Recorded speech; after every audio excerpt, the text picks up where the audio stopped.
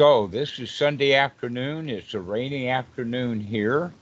Uh, 4 o'clock. It's UK time is late morning, and we're going. In fact, today is a group that's very large. We've got 15 people on the call, and that one of the questions that we're going to be talking about is rebirth and reincarnation, according to Basil. He's asked that question. And so let's spend a little bit of time on that.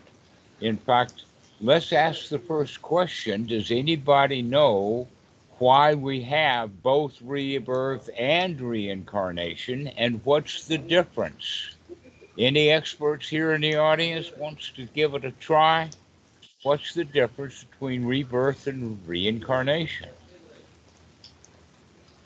Basil, do you know?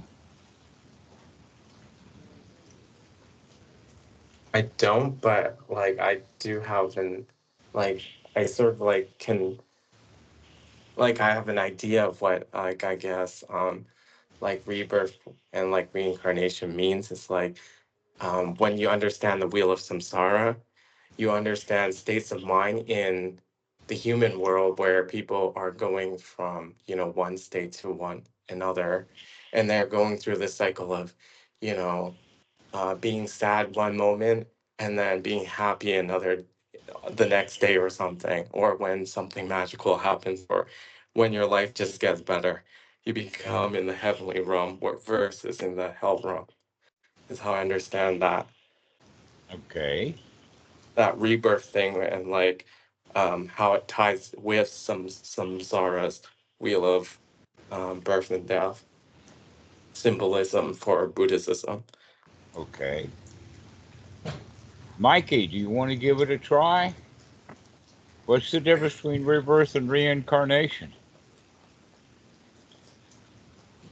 Reincarnation implies that there is something such as a soul that gets reincarnated into another being, a fish or a dog or a ghost.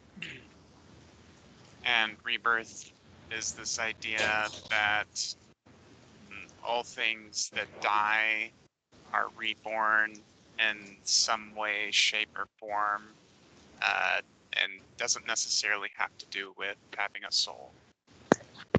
All right. Well, that's a good start. Let us say it this way, and that is that rebirth is Hinduism, and it is religious, and it is very, very similar to Christian ideas of heaven and hell. It's just kind of expanded. There's more than just heaven and hell. There's other things, worms and gorillas and domesticated animals, etc. And that the first thing to say is that the word rebirth does not appear anywhere in the suttas. That word, that concept was made up long after the time of the Buddha, and it was basically made up from those people who already believed in reincarnation. And they were trying to fit in what they believed already with what the Buddha taught. Now, Basil actually was kind of spot on, and Mikey was pretty close. The place that we can get started for understanding is Sutta number 38, where the Buddha was very specific to say that consciousness is temporary. Now, let me give you an example of that. You get knocked out, and then you come back. Somebody can be in comatose in the hospital and then wake up. You can go to sleep at night and not be conscious. There's also selective conscious, like somebody can be talking on their cell phone while their baby sitting in a stroller is getting run over by a car backing up. in the parking lot. Okay, so the mom's conscious, but not conscious of things that would be what she would think would be more important. So conscious is selective, and consciousness is also dependently arisen. That's the important point is that consciousness is dependent. Now, within the concept of reincarnation, consciousness is permanent. That somebody dies, but consciousness doesn't die, and the consciousness, the self, is imported into another body, or perhaps heaven or hell or whatever, but it really has the concept of you. Now, where this whole thing got started was with the Brahmins.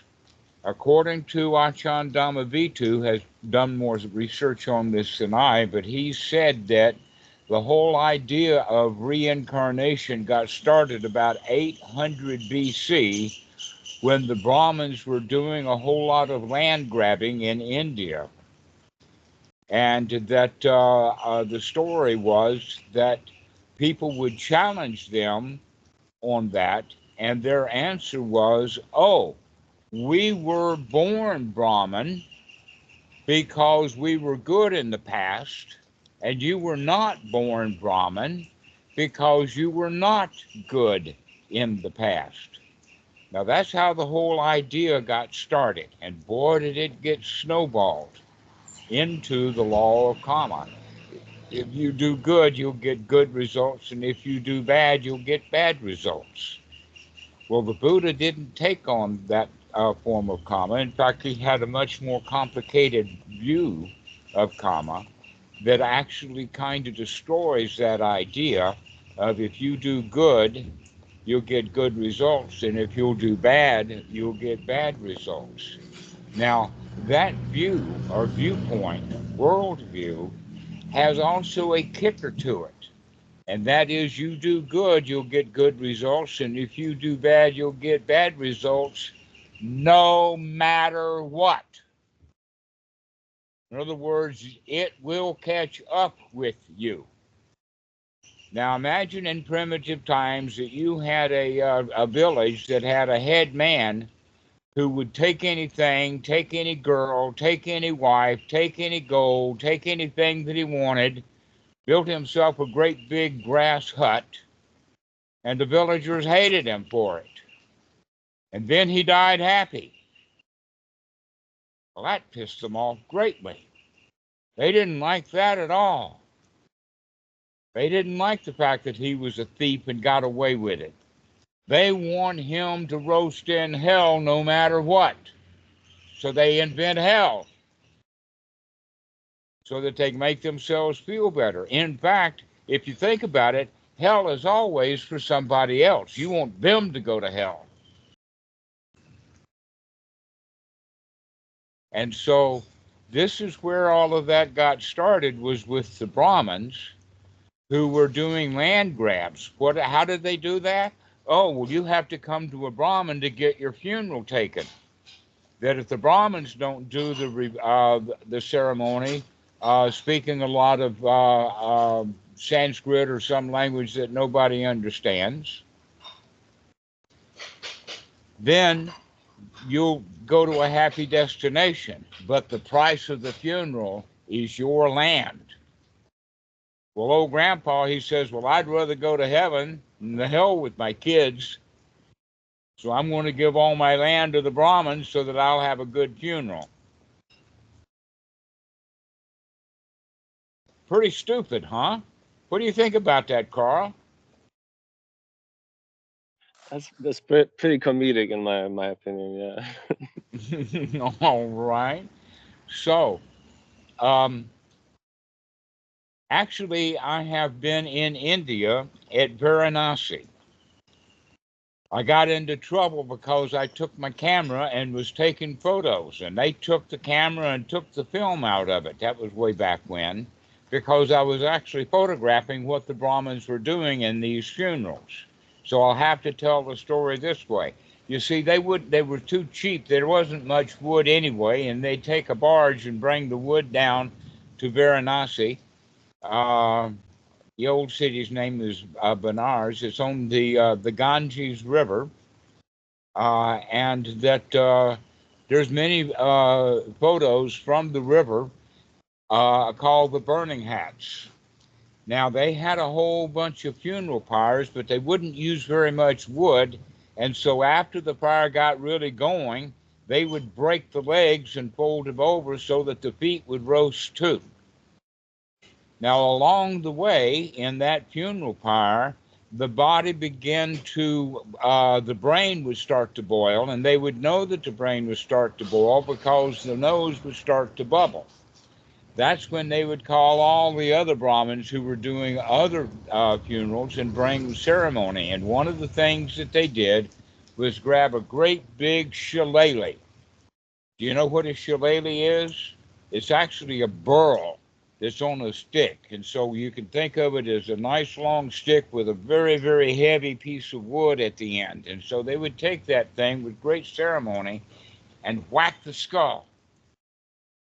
When they would whack the skull with all the pressure that was already in there with boiling brains, it would just spew brains and water and smoke, and not so much smoke, but more steam everywhere.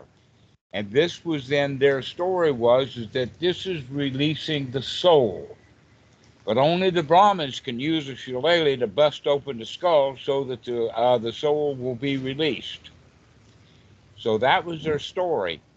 They did that in the 1970s, and one of the points is that the city already had grown so much that they couldn't do it with the Brahmins, and so they wanted to build a crematorium. And the Brahmins didn't like that idea. They even put a curse out that anybody who does anything to help having a crematorium in town, even one brick, we will not do the ceremony for you. And they delayed that for years and years. In fact, when I was there, they still hadn't built that crematorium. And it was one of the major issues in the city as to whether the Brahmins are going to get away with not allowing them to have a crematorium so that they can charge huge amounts of money for a funeral so that somebody will get their dead skull busted open while it's boiling. So that's really what reincarnation is really all about, is it's a money-making thing for funerals. I got another funeral story, but we'll wait on that for a while. All right, so along comes the Buddha and says, no, consciousness is dependently arising. And so what the idea of rebirth is, in fact, there are two major kinds of rebirth.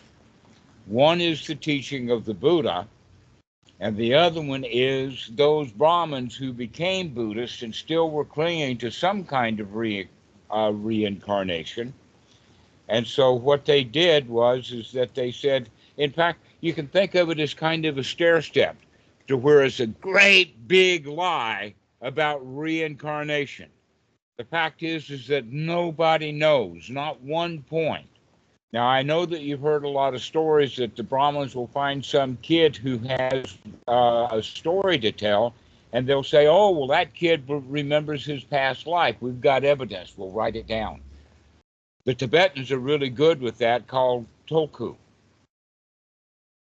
So there's really no evidence at all other than hearsay stories, etc.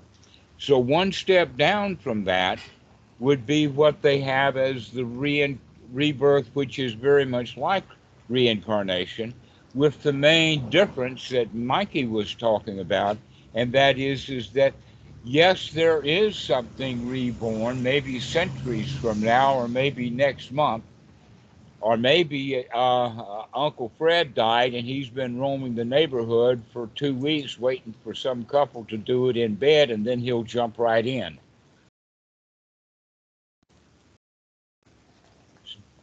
But the problem is that we don't know about this uncle combing the neighborhood. There's no evidence of that. of that spook, waiting to be reborn as a human. And then maybe there's no couple in town doing it. Maybe he's got to go out to the farmer and find out a couple of sheep that are doing it, and he'll be reborn as a sheep or something. Anything will do. But the Buddha taught that no, we are taking a new birth. We are reborn every time we become selfish. When we're seeing things in reality, when we see things as they really are, then there's no problem, there's no dukkha, everything is okay. But when we come into this is mine, that's the rebirth of the self. It can happen often, not once a second, but 2 or 3 times, 4 times a day for most people, probably a little bit more often than that. And people who are practicing according to the teaching of the Buddha, probably not so often. But it's not the same as the rebirth. But the difference between the rebirth and the reincarnation at that level is that, well, you have all of this built up karma, and you're going to have to pay for it sometime, but you've got no soul, you've got no consciousness. Consciousness is dependently arisen. So when that rebirth actually happens, guess what? It's not you. It's somebody else. Every child is born seeing their selfishness.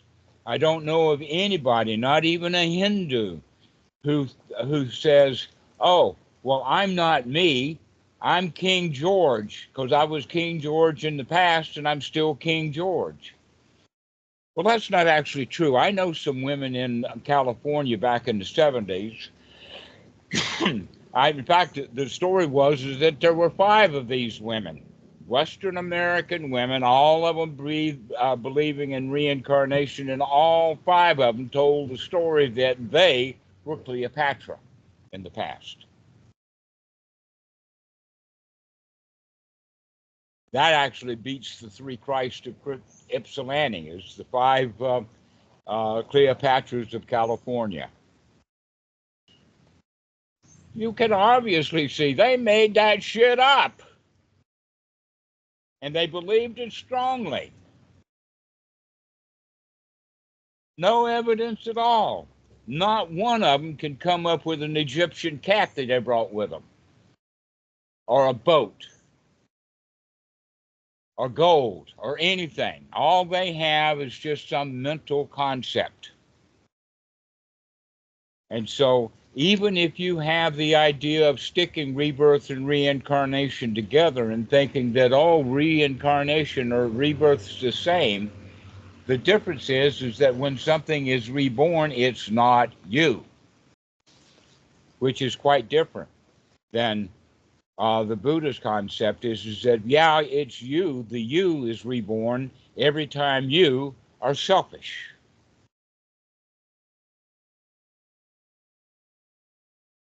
So that's the major difference right there. You are not you until you become you. And when you do, you're reborn as you. So if you, for instance, had an animal that died, and every time you think about that animal and go to tears, oh, I am so sorry, my poor animal died. Well, that's my animal. You feel bad because you lost your animal, but in fact, the reality is that the animal is gone. But if you have bad feelings about it, that means that you were reborn as the owner of a lost dog or cat. And so in the teachings of the Buddha, the way that we practice is that if you have, for instance, lost a friend, lost a relative, lost a mommy, lost a pet. In fact, I have heard many times that when people in America lose a pet, they cry over that pet more than they do over the loss of mommy or daddy. They'll fight in court over money over mommy and daddy. but their real emotional attachment is to their pet. How many of you have heard that? So, whenever we do that in our practice with Anapanasati, when you see you're thinking about that lost dog or lost mommy, you can say, oh, well, that dog is gone to a better place. It was in pain before it died. Now it's okay. Another way of thinking about it is that, wow, I was not the owner of that dog. That dog owned me. That dog was the king. He was the prince of the house, and I was the servant. I had to go get food for it when it was hungry. I had to go get tick medicine when it had ticks. I had to take it to the vet when it was sick. The dog ordered me around. And so now that the dog has died, wow, what a relief it is. I'm no longer the dog's servant. That's a better way of thinking about it, is to think about, wow, everything is okay. Wow, I'm better off without that which I lost.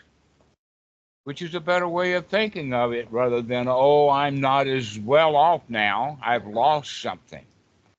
The Buddha talks about that in one of the sutras. I forget which one, but he talks about that one of the major bad feeling episodes that people have is when they remember that they have lost something.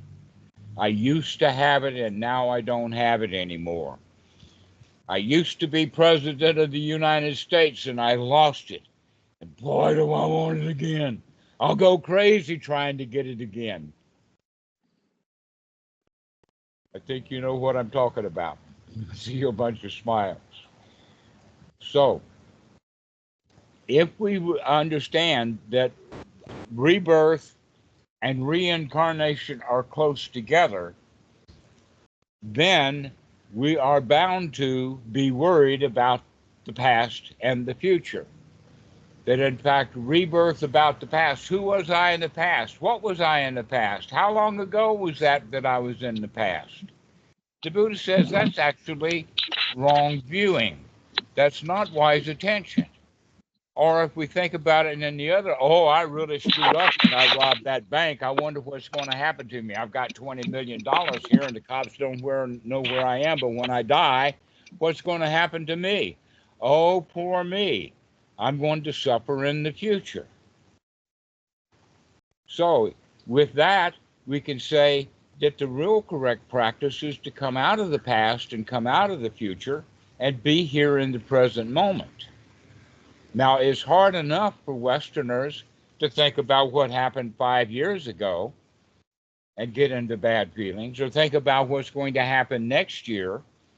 Maybe they're thinking about what's going to happen on April 15th when the IRS time rolls around. And they're miserable because they're thinking about the past and the future. How miserable do the Indian Hindus get when they think about the past is way back there and way off into the future? And so, in fact, rebirth and reincarnation in that resolve is actually a whole lot of pain. Let's not worry about the past and the future, no matter how far back it goes or how far into the future. Let's be here now. And then, in that regard, we can see that these thoughts that I have about, oh, I lost my poor dog, oh, I lost my poor mom, we can say, hot dog, there I am being reborn as the servant of a dog. There I am being reborn as a boy with a mommy that died. And we can say, I don't have to think about those kind of thoughts. I could come out of that and come into the reality of the moment. Now, one of the things that happened with Buddhism along the way was that a whole lot of people joined the teaching of the Buddha, but they didn't really learn. They only became Buddhist in name only. What is that, Bino? Buddhist in name only because they kept all their old beliefs. They didn't give up their beliefs and start living in reality. They still believed what they always believed. And so when they learned about Buddhism, one of them that's very famous about that is actually his name was Buddhadasa. He lived in the 5th, 4th century AD, wrote a great big book called the Visuddhimagga, and in there he talks about the teaching of the way that the mind works we call Paticca Samuppada, or the Thai version is Paticca Samuppada, is this is the way that the mind works. It's developed into 3 phases. One is the past, the immediate present, and the immediate future. For instance, you see something, you process it, and then you feel bad. But this Buddhadasa, he took that and made it into 3 lifetimes. All the past life, the present life, and the future life. And a whole lot of Buddhists who really weren't Buddhist at all, they were binos, and they believed that. There's a lot of people in Western Buddhism who still believe that kind of stuff without any evidence at all. Now, if you really want evidence, all you have to do is practice coming out of your unwholesome thoughts, and the evidence is that you feel better immediately. And you can do that anytime you want to. Stop thinking about the dead dog. Stop thinking about the dead laptop. Stop thinking about the dead mommy, and come into the reality is that, hey, I'm better off without those things. That I don't have to pine for the past. I don't have to pine for the stuff that I lost. I'm already okay. It wasn't me that died. It was the dog that died. It was mommy who died. It was that laptop who died. Think about all the stuff that you've lost, even recently. Hey, Carl, have you ever lost anything? Yep. And just yesterday, I can see myself even starting to lose something and wanting it to go. Like your bag is tearing apart, and you can see holes in it, but you're like, oh, but it's really good up until something falls out, and then you're like, it's time to give up this bag. So we hold on to like the last second. Mm-hmm. Well, actually, most people keep clinging. They keep clinging. They've lost it completely. It's possible for an old lady to burst in tears when she thinks of her mom who died 50 years ago.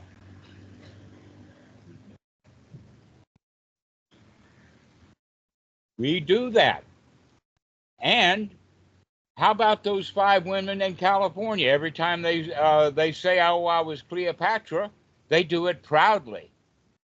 If they were really attached, they'd burst out in tears because they're not Cleopatra anymore. They lost it. So this is really what rebirth and reincarnation is can we see it that way. So remember that I talked about rebirth being really, really big, and then, reincarnation being really, really big, because it's got a big past and a big future and a great big you who was born and dies and is reborn again, etc., off into the world of samsara, time after time after time. And then we can take that down a notch into rebirth, that, yeah, things keep rolling on, but it's not you that's rolling on. And then we can take it down to the reality is that things roll on right away. Your choice about are you going to be reborn or not as the servant of a dog? Are you going to be reborn as the son of the mother? Are you going to be reborn again as the one who lost their laptop? Oh, poor me, that was such a wonderful laptop. In fact, I lost a laptop, 2 months ago or so. Mikey's laughing. How long did it take to redo that? It took, half a morning.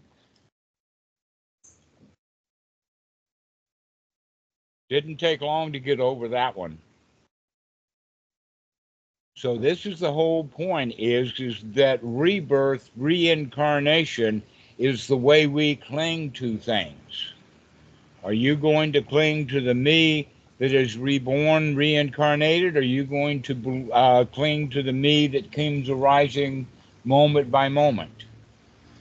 Or can we stop clinging, stop being reborn? In fact, in I think it's in Sutta number 20, where the Buddha is talking about rebirth, and he's doing it in metaphorical terms. But at the end of the sutta, he says, "Therefore, O monks, stop being reborn." Now, a lot of people will say, "Oh, well, I can't complete that. I can't do anything about it. That's the karma machine's job. It'll either reborn me or not." But the answer to that is, oh no, we're not talking about rebirth in the sense of life, after life, taking a new body. We're talking about right now. Can you stop feeling bad about the past? This is what it's really all about. So the question is, who am I? Right? The answer to that is actually improper, unwise attention. If I think about who was I in the past, who will I be in the future, who am I now, how did I get there, from here, how am I going to get to the future? In Sutta number 2 and the Sabha Asubha Sutta, the Buddha says this is unwise attention, and it leads to a thicket of views. Rebirth and reincarnation is part of that thicket of views. And then he talks about it in the sense of, well, what is unwise attention? Unwise attention is that which we will go into bad feelings if we're not into them. If we're into bad feelings, we'll make them worse. But there is such a thing as wise attention. And what is wise attention? That which, if we see what's going on, right now we will come out of our unhappiness. And if we pay wise attention, then we will not fall into the trap. Well, what did Buddha say then was wise attention? He says wise attention is to pay attention not to who I am and what was I in the past and what will I be in the future, but to pay attention to the Four Noble Truths. This is dukkha. This is the one who made the dukkha. Oh, what a relief it is to come out of the dukkha. And there is a method to do that. If we start paying wise attention to the dukkha that we find ourselves in, then we can come out of it. And if we do that, he gives actually 4 or 3 promises. One who pays attention to this is dukkha, this is the cause of dukkha, this is the end of dukkha, and this is the way out of it. If we pay wise attention to that, 3 things will happen. One is we will abandon personality view. We will abandon all of our supposed tos, all of our rites, rules, and rituals. And I'll say a little bit about that going back to the funeral, I promised you. And then we have freedom from the third fetter, which is that we have knowledge and vision of what is the path to freedom. And the path to freedom is the practice of the Eightfold Noble Path. If we practice the Eightfold Noble Path over and over and over again, we will start coming out of our sense of loss, our sense of victimhood, and come into the state of being a winner. All right, Drew, you got your hand up. Good to see you, friend. It's good to see you too, Dhammarato. It's good to see everyone in the Sangha. It's just a joy to be here and listen to the Dhamma. I was wondering about this Pali phrase I heard and how it relates to wise attention. I feel like I've heard it before explained, but I figured, maybe I could get a Dhammarato spin on it, which is Yoniso Manasikara. Translate it, please. That's what I was hoping. Hearing. That's what I was hoping you might be able to do. Is so say the words carefully. Yoniso Manasikara. Sorry, I don't know it. Let me look it up. Not a Pali expert. I know that there is a phrase that's similar to that, anicca vata sankhara. Anicca vata sankhara. Anicca means that everything changes. Everything is in flux. Things live and then they die. Things go up and things go down. Your mind goes up and then it goes down. Never reaches a steady state, always in flux. Anicca vata sankara pata vaya domino. Nothing is the same. So, do you have a clue about what that Pali phrase means? What way have you heard it talked about? Give me some help.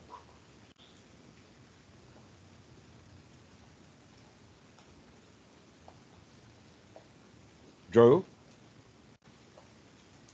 Yeah, actually, I've heard it in this context of what the Buddha is trying to get us to do is like aim our mind in the right direction. And I think that it's more translated. Yeah, yoni. Yeah, I mean, there's a etymology to it, but I think it means directing the mind and putting attention in a certain place. Okay. So sometimes, in like the Indian languages, shikar means hunting, but actually what you're doing is you're placing your attention on the animal that you're hunting, right? So Right. in this case, manashikar is actually like placing your attention, and yoniso, for some reason, it's talking about the womb or the origin. So I guess, yeah, it seems to be a phrase said as like wise attention, but I don't know. Okay. I can't remember exactly where I hear it, but it's usually like something that the Buddha's saying constantly. Do it. Just keep putting wise attention. All right. Well, that's exactly what we're practicing when we use the word right noble effort. That if you can see the dukkha, you have a choice. And if you can't see it, then you've got no choice about it. So paying wise attention to what is dukkha and what is not dukkha. Now, there's an important point. I raised it yesterday in the call. Let me ask you this, each one of you, about the dukkha. Do you have the idea or the opinion that you should be free from dukkha, that you should not have any dukkha?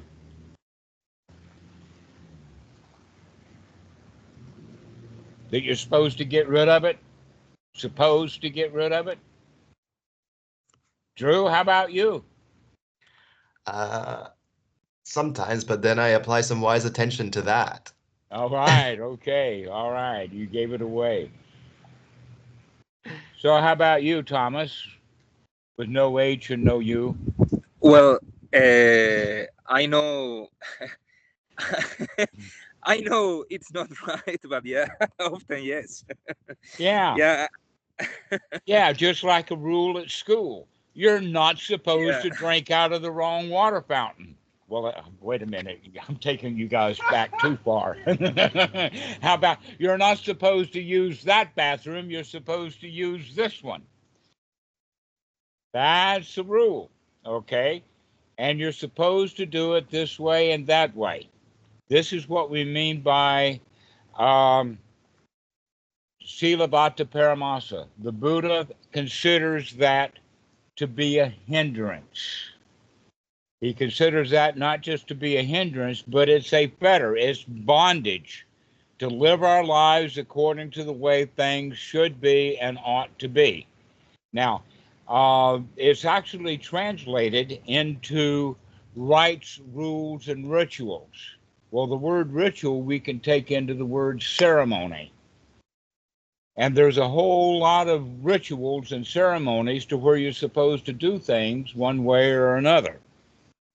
Going back to that story that I told about the Brahmins with the shillelagh, they can't use a modern baseball bat. They've got rules, you know. You're supposed to use one of those shillelaghs that they cut from a tree centuries ago and have been polishing it. Okay? Another one would be, imagine that there is a wedding going on.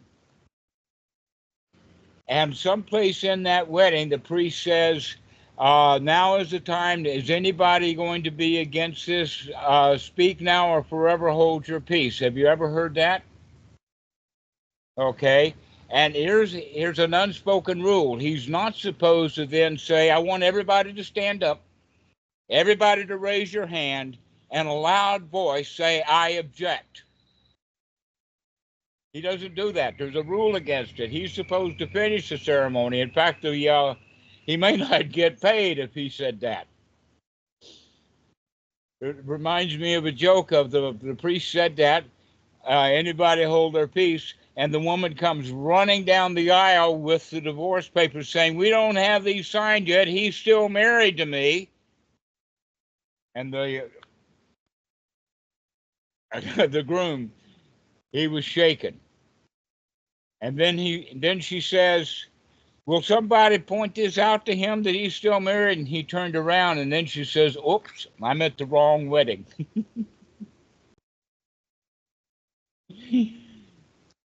So this is the whole point about it is that we live our lives in rituals. We live our lives in ceremonies. We live our lives in ways, things that should be done. We're not supposed to do stuff in a certain way. And we live our lives like that. Like you're not supposed to feel bad. You're not supposed to have dukkha. You're not supposed to stop crying, we tell our children. You're not supposed to cry. You're a grown-up girl now. So we lay all of these rules and rituals and supposed tos on our kids, and then when the kid grows up, they're bound with rules. There's a lot of rules about funerals. In fact, here's the story. There was an old man who had osteoporosis, and he was bent double with it. He could hardly walk with his legs, and he was bent over so badly. And when he died, his sons picked out a coffin, and in that community, by the way, he was an old black man. Didn't matter what race he was, but he got the coffin. Well, they could not, the embalmers and the undertakers, they could not get the body to lay flat in the coffin. So what they did is that they set him in there. They wired his knees so that they would lay flat. Then they put big wires around the stomach, and then they put wires around the chest, and then they put wires around the neck to hold that body in the coffin. Well, during the ceremonies, the boys actually liked it so much, they thought that, wow, Dad looks good, let's have an open coffin funeral. And so there he was laying in the coffin, and the tension for the wire on the chest was so much, the body had so much pressure that it broke the wire, and the body sits upright. Well, in the process of that, it also, the neck wire cut right through the neck. And so the body sits up with a headless body, and the head rolls down the aisle. Now, I ask you the question, is that supposed to happen? No, that's not supposed to happen. And you can imagine how many people were left in that church after that happened. Especially since it was a black audience, they left. They didn't finish that funeral. Why? Because things happened that were not supposed to happen. But us Buddhists that were sitting on the front row would say, look at that, what a show. We don't keep rules. So, if we can see this, we can recognize that these rules actually rule and run our life. Like, oh, you're not crying because your mom died. Well, she's in a good place. I'm glad that she's gone. You're not supposed to do that. You're supposed to weep and wail and feel bad because that proves that you loved her. Well, you could have loved her, but you don't have to feel bad because she's dead. I mean, she was in a lot of pain. She's better off now, not suffering. But we're not supposed to do that. We're supposed to behave the way that our society teaches us to behave. And the Buddha calls this a fetter, calls this a bondage. We are trapped by the way we're supposed to feel. And you can be free from that as you are practicing correctly. So when you think about things and you start to feel bad, you can say, wait a minute, I don't have to feel bad. That in fact we can go for that in the sense that the first item is personality view. And the personality view that we were mentioning is that view of I am reborn, I am reincarnated, or I am my reaction to the rules. That in fact you could go so far as to say that the rules that you've learned your whole life actually define who you are. Either by you rebel against the rules or you abide by them and feel bad. You do what you were told to do and then feel bad. We were taught to do that as a child. How many of you really loved first grade? Not just the first day where the kids are all excited, but I mean every day, day in and day out. And when you finish the first grade, then it's the second grade. How many of you enjoyed school? But you went. So in fact, what you were learning was do what you're told to do and feel bad about it. So how many of you are doing that now as an adult? You do what you're told to do and you feel bad. You're supposed to present your passport to the immigration people. Then you lose your passport. How do you feel? Because you're supposed to abide by these rules. So you see that the rules actually define who we are and define how we feel. So if you can start to give up all your rules of supposed to be this way and supposed to be that way, you're supposed to go on a diet, for instance. And you can stay on that diet up until the time when you open the refrigerator door. And then that rule gets broken, or you close the refrigerator and feel bad. So this is the way that we can start to practice, is to start looking at the rules that you've got, especially when they come up and make you feel bad. Oh, you're supposed to love that dog. Oh, you're supposed to love your mommy. Oh, you're supposed to get all that work done on the laptop and it's broken. So look at all the supposed tos that you have in your life.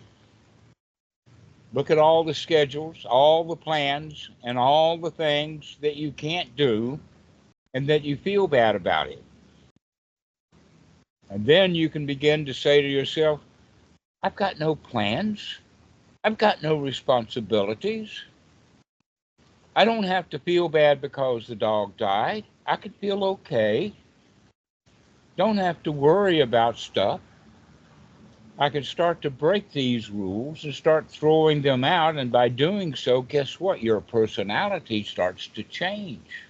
You're not the same as the one that you were before because the rules that you were keeping defined who you are.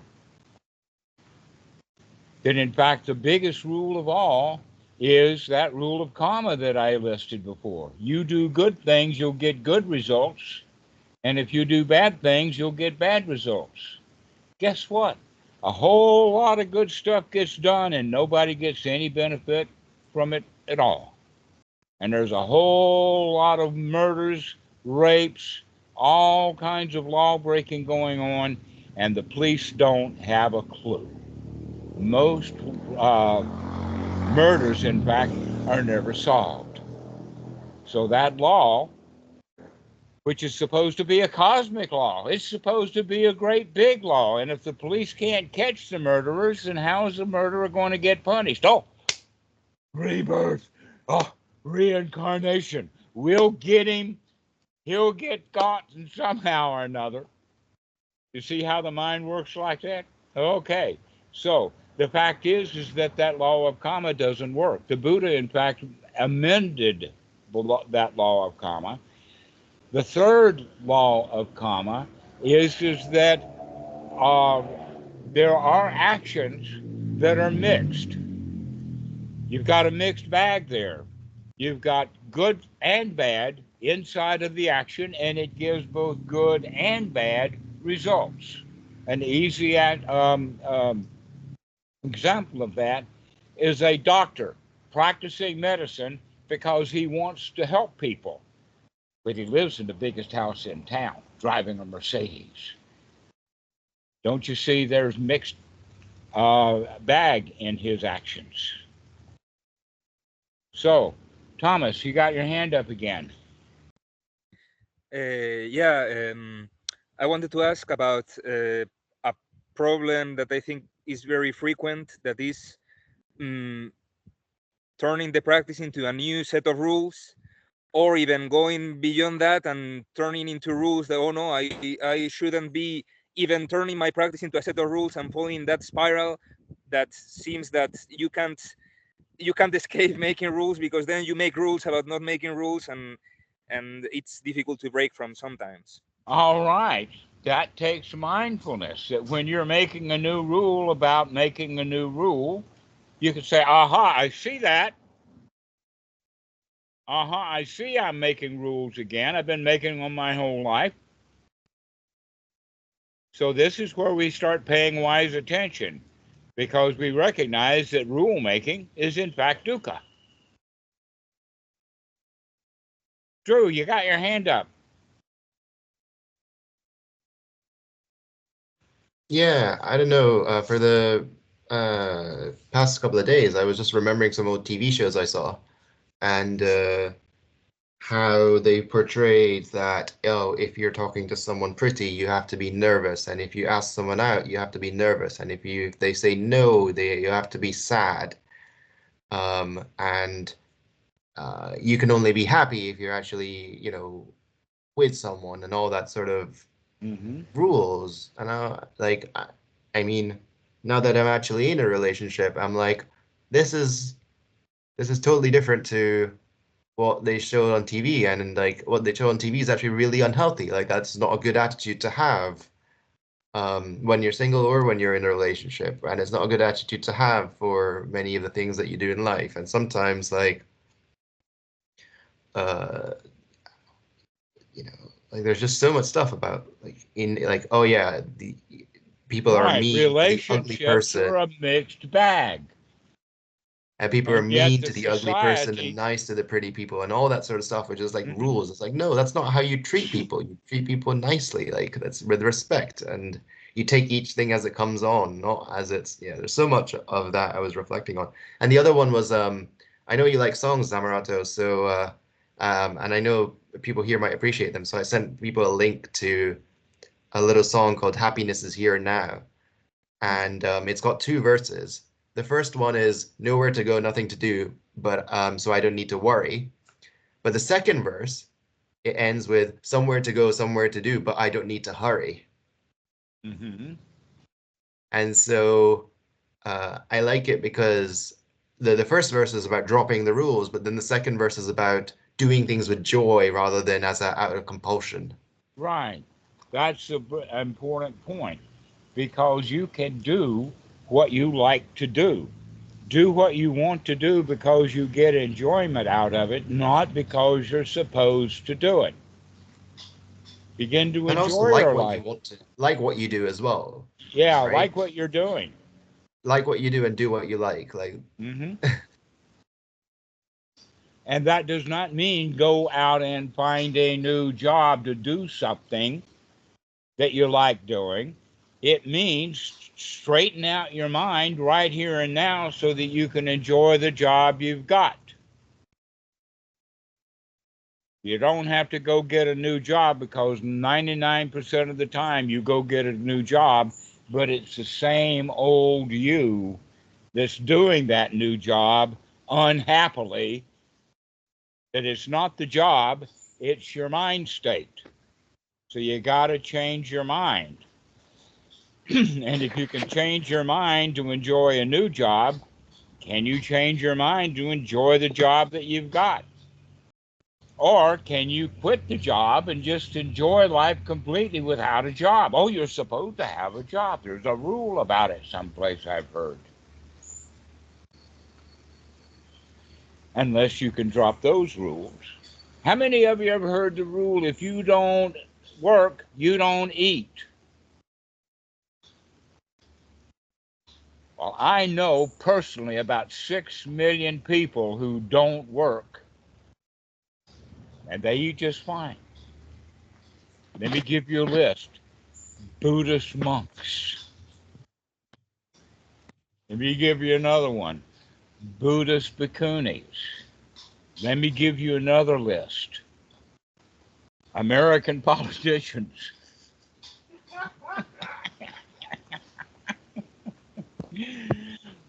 I'll give you another list. American police. They call it going to work, but actually what it does, it just gives them an opportunity to go bully somebody. Riding around in a fast car, treating other people badly, and then they still don't like it and go home and beat up their wife. So even though they're really not working at all, they're just wearing a monkey suit. So the reality is that you don't have to work. And yet you've been taught that, oh, you're supposed to work. You got to have that paycheck. And the reality is you don't need a paycheck. You can handle life easily enough. David, you're living at Wat Suan Moog. You're another example. What's your job? I've been in Thailand for almost a year and a half, haven't worked. I sweep leaves for about an hour and a half a day. That's my job. Yes, but sweeping is not work. That's just an enjoyment. I mean, swish, swish, swish, swish. And you really like the clean path. No leaves means no worms. No leaves means no snakes.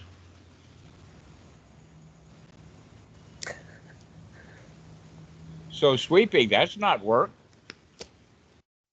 So begin to look at all of these rules that you've got, because in fact you can think of it this way, going back to the original point, is that this whole concept of rebirth and reincarnation is built around a set of rules, primarily the law of karma. If you don't do good stuff, you're going to get whacked no matter what. And guess what? There may not be any whacking at all. Your actions may not give the results that somebody says they will when they have a rule about it. The reality is completely much more complicated than that. This is why the Buddha would recommend look at what's going on. So, let me finish off with one point, and that is the Buddha didn't just leave it with a mixed bag. He also added a fourth kind of karma, or actually karma vipaka. And that is that when your actions are neither bright nor dark, then the results are going to be neither bright nor dark. But he says that that will lead to the end of action. An action that leads to the end of action is the actions that we take when we're not expecting any good results and we're not expecting any bad results. We're not harming anybody, and so they're not going to attack us in revenge. And what we do for fun. I have actually heard people say, the Dhammarato, you've helped so many people, you're bound to go to a high heaven for that. What a bunch of bullshit that is. I'm already in heaven. I've already got my reward. Right here, right now. If you do good, you'll get your good results right now. There is no reason to wait.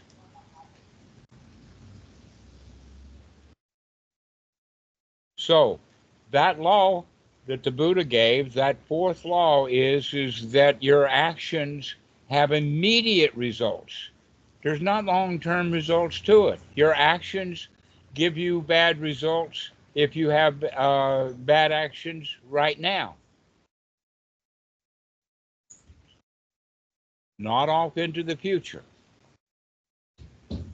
That in fact, cause and effect is happening pretty fast. There's no such thing as delayed reaction other than in a human mind or maybe in intentional storage vault.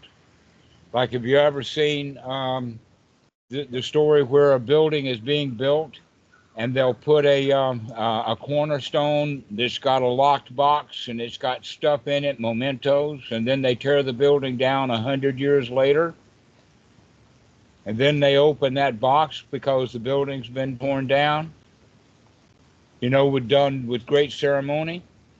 The answer is, so what? The guys who put that stuff in the box got their reward right then from putting it in the box. And they're not even around now to see the box unopened. So they didn't get any results at all.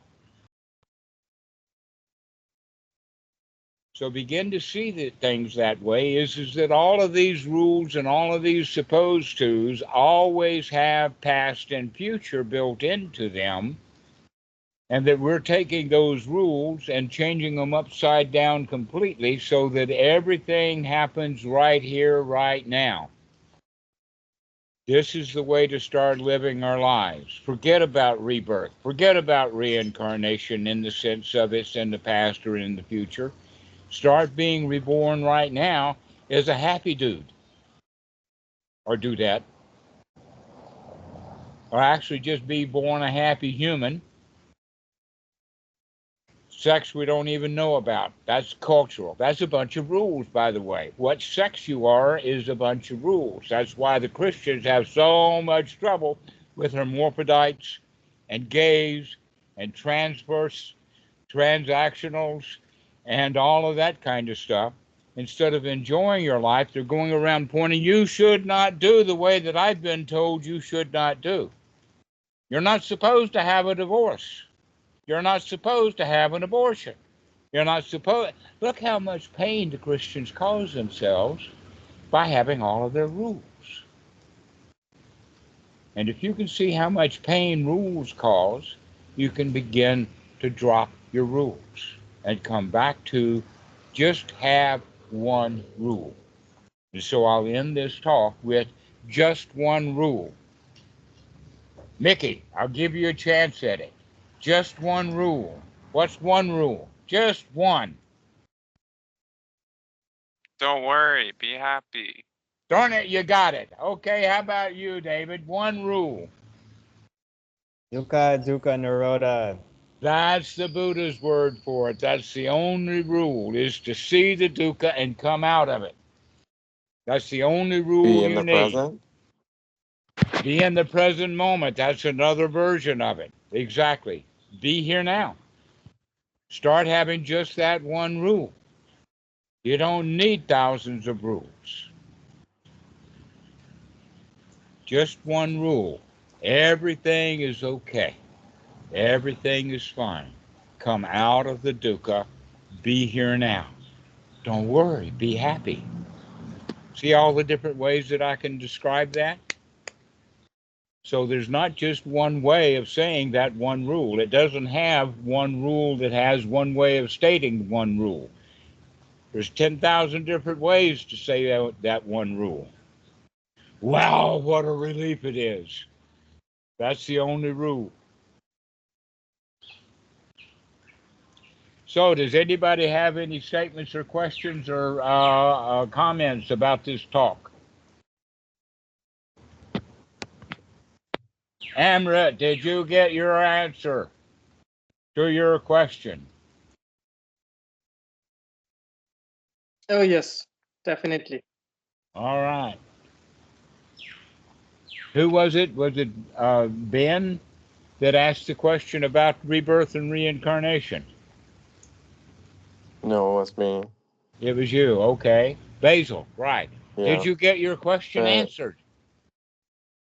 Yeah. It pretty much is similar to how I understood it.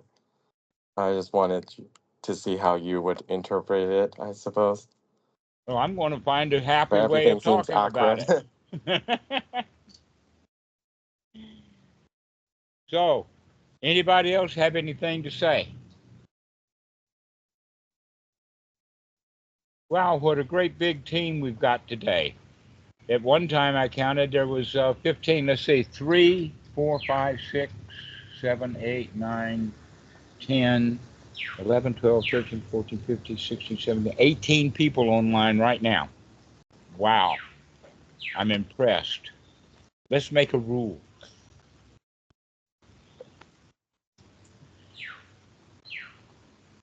Thou shalt have 18 people today. Thank you all so much. This has been a delightful conversation. Mhm. All right. Thank you all so much. Go have fun. Don't worry, be happy.